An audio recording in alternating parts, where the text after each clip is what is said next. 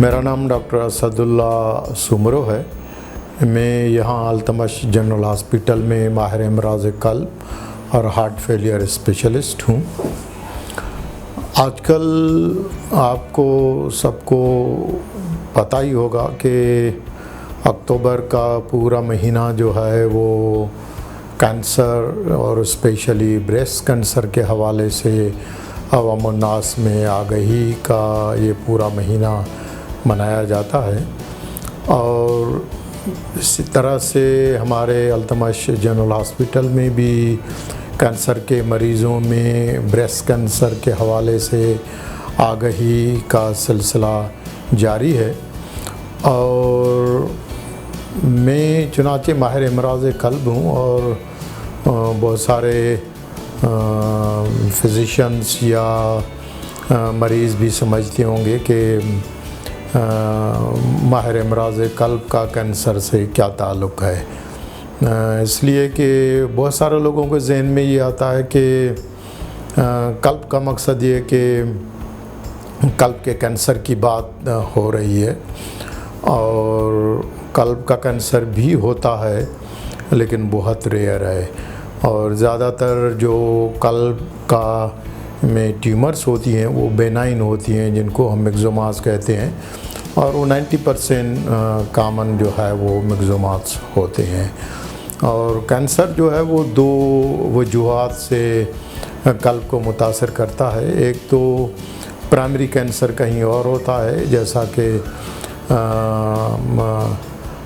Breast cancer है या lungs का कैंसर है या लिम्फोमास होते हैं। और फिर वहाँ से कैंसर, क्योंकि कैंसर की ये एक प्रॉपर्टी है कि वो एक जगह नहीं रुकता, वो फैलता है जिस्म के मुख्तलिफ़ हिस्सों में। और इसी तरह से वो हार्ट को भी कभी कभार मुतासर करता है, और हार्ट में भी उसके मेटास्टेसिस कैंसर के जो आसार हैं वो कभी कभार दिखाई देते हैं। और फिर माहिरीन क़ल्ब के लिए एक मसला होता है कि ऐसे पेशेंट्स में क्या किया जाए। और कुछ मरीज़ों में 2% मरीज़ों में प्राइमरी कैंसर भी होता है।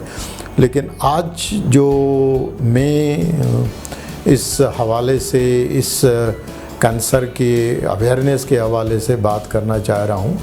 वो इस चीज़ पर बात करना चाह रहा हूँ कि जो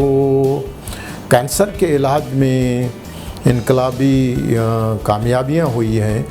और बहुत सारे कैंसर जो आज से पहले एक जब किसी को पता चलता था तो वो ऐसे समझा जाता था कि जैसे उसके ख़िलाफ़ जो है एक डेथ वारंट जो है वो जारी हो गया है। लेकिन अब ये डेथ वारंट जो है वो लाइफ टर्म में तब्दील हो गया है, और लिहाजा बहुत सारे कैंसर जो हैं अब जदीद इलाज की वजह से जड़ से उखाड़ने के काबिल हो चुके हैं। और जिसकी वजह से बहुत सारे कैंसर के जो मरीज़ हैं वो काफ़ी अरसे तक, काफ़ी सालों तक उस इलाज से जामिर होकर और ज़िंदा रह के और नॉर्मल ज़िंदगी गुजार सकते हैं, जिनको हम कैंसर सर्वाइवर्स कहते हैं।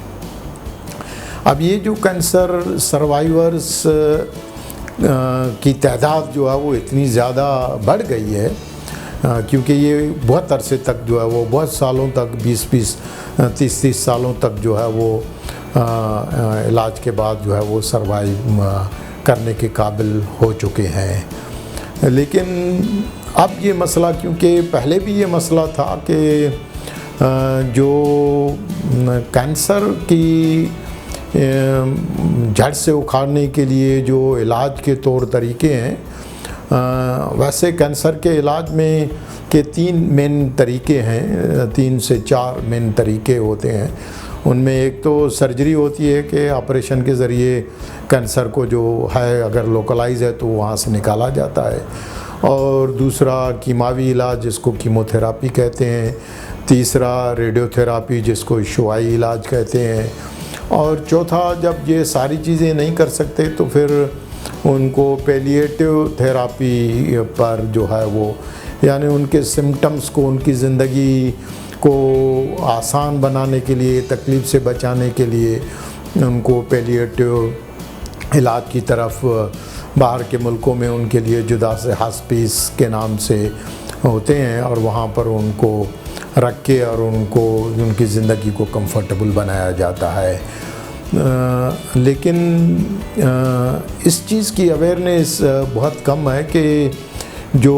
कैंसर थेरापी, कैंसर के इलाज के जो मनफी असरात हैं उनके बारे में अभी भी अवेयरनेस कम है। अलबत्ता ये ज़रूर है कि पहले जो पुराने कैंसर के इलाज ख़ास करके कीमोथेरापी और रेडियोथेरापी के जो डोजेज़ वगैरह यूज़ होते थे उससे कल पर काफ़ी ज़्यादा, क्योंकि वो जो दवाएं होती थी ख़ास करके एंथ्रासाइक्लिन ग्रुप ऑफ मेडिसिन्स, उनके जो कल पर और उसमें सर फहरिस्त जो है वो हार्ट फेलियर है।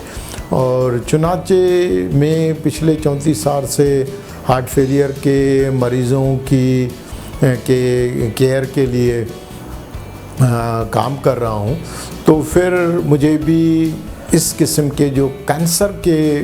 इलाज के बाद जो उनके कल्ब पर मनफी असरात के मरीज़ हार्ट फेलियर के क्लिनिक में देखने का मौका मिला, तो आज हम उस किस्म के कुछ इंटरेस्टिंग केसेस पर डिस्कस करके और फिर उनके बारे में जो है कि इसमें किस तरह से उनसे बचा जाए उनमें। तो ये यहाँ पर एक पहली स्लाइड है जिसको मैंने लिखा है कि ऑन्कोकार्डियोलॉजिकल एंड कार्डियो ऑन्कोलॉजिकल सिंड्रोम्स। तो दोनों एक ही चीज़ हैं, यानी इसका मकसद ये है कि कैंसर की बीमारी के साथ फिर कल्ब के अमराज जो है वो, इसका मकसद ये है कि कैंसर के इलाज के बाद कैंसर इंड्यूस थेरापी, उसके जो मनफी असरात हैं वो उसके कल्ब पर जब पड़ना शुरू हो जाते हैं तो इस रफ़ाकत को, इस रिश्तेदारी को हम कार्डियो ऑन्कोलॉजी या ऑन्कोकार्डियोलॉजिकल सिंड्रोम्स या रिलेशनशिप कहते हैं। इसमें ये दो मोनोग्राम मेरे पुराने ये एक ब्रांड हैं जिसमें time is myocardium and myocardium is life. यहाँ मैं इसलिए दोहरा रहा हूँ कि दोनों में यहाँ भी टाइम बहुत ज़्यादा ज़रूरी है, बहुत ज़्यादा इम्पॉर्टेंट है, क्योंकि बहुत सारे कैंसर के माहिरीन को ये शिकायत होती है कि कैंसर के मरीज़ जब तक उनके पास आते हैं तो तब तक देर हो चुकी होती है, यानी कैंसर जो है वो एडवांस हो चुका होता है। इतनी अवेयरनेस के बावजूद भी अभी भी मरीज़ जो है वो काफ़ी देर से पहुंचते हैं और जिसकी वजह से इलाज में फिर वो उसके जो जड़ से उखाड़ने के नताइज मिलने चाहिए वो नहीं मिलते हैं। और इसी तरह से जो जिन मरीज़ों में कैंसर के इलाज की वजह से कल्ब पर मनफी असरात होते हैं, हम लोगों को कार्डियोलॉजी कम्युनिटी को ये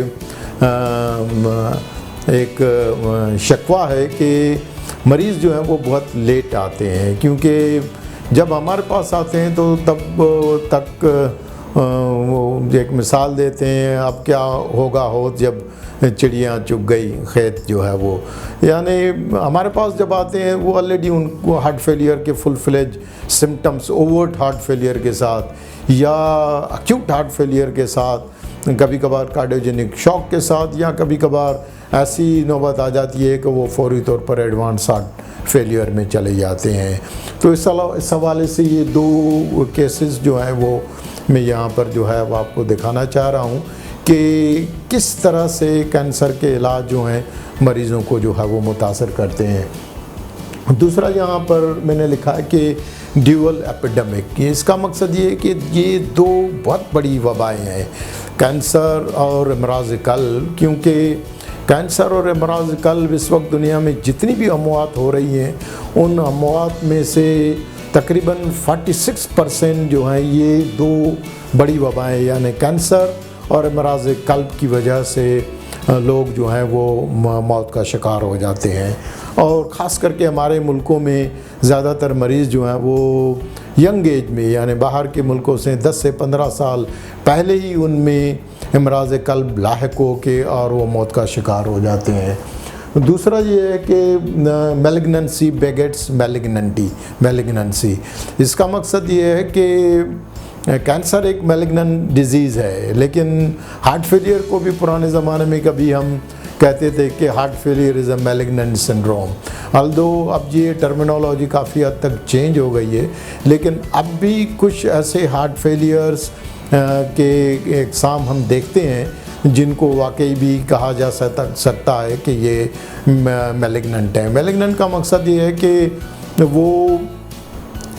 फौरी तौर पर, यानी पहली दफ़ा ही अस्पताल में इमराज़ क़ल्ब या हार्ट फेलियर के शदीद हमले से दाखिल होते हैं और उस पहली दफ़ा ही मौत का शिकार हो जाते हैं, तो उनको मैलिग्नेंट हार्ट फेलियर, यानी एक कैंसर एक मैलिग्नेंसी से शफायाब होते हैं तो फिर दूसरी मैलिग्नेंसी, यानी हार्ट फेलियर भी एक मैलिग्नेंसी कभी कभार जब बिहेव करती है, तो इसलिए इसको कहते हैं कि मैलिग्नेंसी बेगेट्स मैलिग्नेंसी। ये आपको नज़र आ रहे हैं यहाँ पर एक तरफ से चीता और दूसरी तरफ से हाथी नज़र आ रहा है। इसका मकसद ये है कि कैंसर और इमराज़ क़ल्ब के जो भी माहिरीन मरीज़ देखते हैं उनका वास्ता इन टाइगर्स और हाथियों से पड़ता है। यानी कुछ मरीज़ जो हैं वो उनके जो हार्ट होते हैं वो छोटे होते हैं और कुछ मरीज़ ऐसे होते हैं जिनके हाथी की तरह बड़े हार्ट होते हैं। तो एक जनरल इम्प्रेशन ये है कि जिनका हार्ट छोटा होता है तो लोग उसको समझते हैं कि ये छोटा हार्ट जो है वो इतना ख़तरनाक नहीं होता, लेकिन आपको पता है कि टाइगर जो है वो टाइगर से मुशाबत देने का मकसद ये है कि टाइगर देखने में तो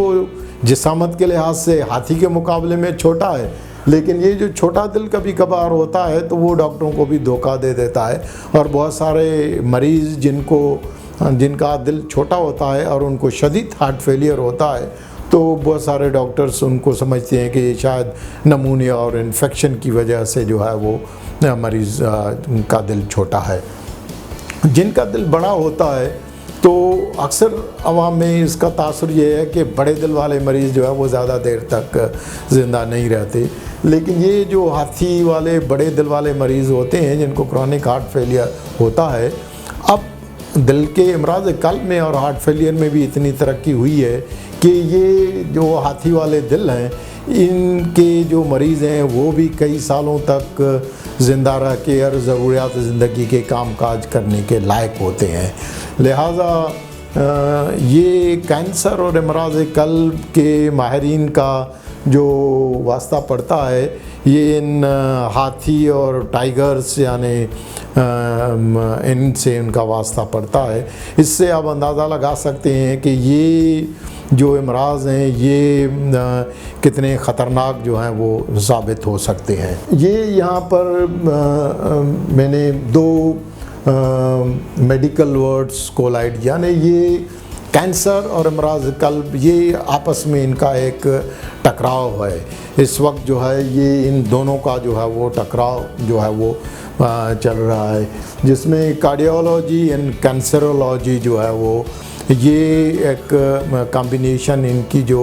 रफ़ाकत है वो एक वक्त की ज़रूरत है, क्योंकि बहुत सारे मरीज़ जो कैंसर की वजह से रुबसत हो जाते हैं लेकिन इमराज़ क़ल्ब की वजह से जो है वो मौत का शिकार हो जाते हैं। तो लिहाजा अब वक्त आ गया है कि जो माहिरीन कैंसर हैं और माहिरीन क़ल्ब हैं उनको मिल बैठ के आपस में जो रफ़ाकत है उसको जो है उनको करीब आके, ताकि हम ऐसी दवाएं बनाएं कैंसर के लिए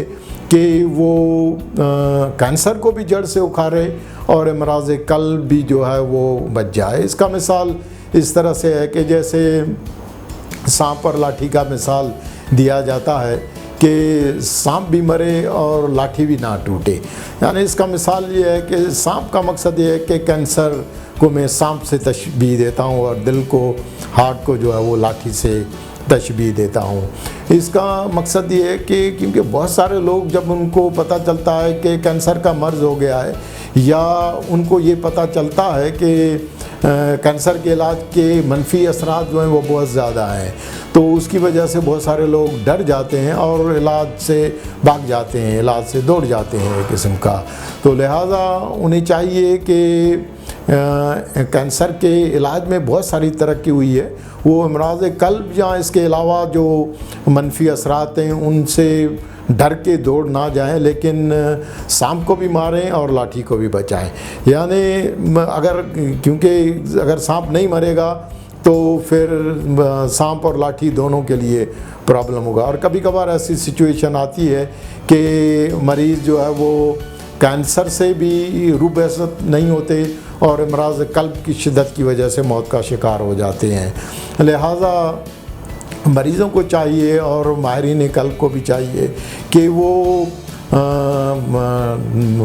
डरे नहीं, यानी डरने से कोई फ़ायदा नहीं है, डट के मुकाबला करें। अगर मनफी क़ल्ब के कोई मनफी असरात होते भी हैं तो उन्हें डट के उसका मुकाबला करना चाहिए, क्योंकि अब क़ल्ब के इलाज में भी बहुत सारी तरक्की हुई है और बहुत सारे जो मरीज़ जिनको पहले हार्ट ट्रांसप्लांट नहीं कर सकते थे, अब कैंसर से जो पैदा होने वाले हार्ट फेलियर और कार्डियोटॉक्सिसिटी होती है, ऐसे मरीज़ों में भी अगर कैंसर क़ल्ब से जड़ से उखड़ चुका है तो ऐसे मरीज़ों में भी हार्ट ट्रांसप्लांट करके और वो मरीज़ काफ़ी अरसे तक ज़िंदा रह के और सेहतमंद ज़िंदगी गुजार सकते हैं। लिहाजा ये जो सांप और लाठी वाला खेल है, इसको हमें समझना चाहिए ताकि सांप भी मरे और लाठी भी। यानी अमराज़ क़ल्ब मनफी कैंसर के इलाज की वजह से जो मनफी असरात हैं उनको अगर वक्त के साथ डिटेक्ट किया जाए और उनको प्रिवेंट किया जाए, या अगर हो चुके हैं तो भी कोई फ़िक्र की बात नहीं है और उसमें जो है वो इलाज जो है वो मुमकिन है और उसको इलाज जो है वो करवाया जाए।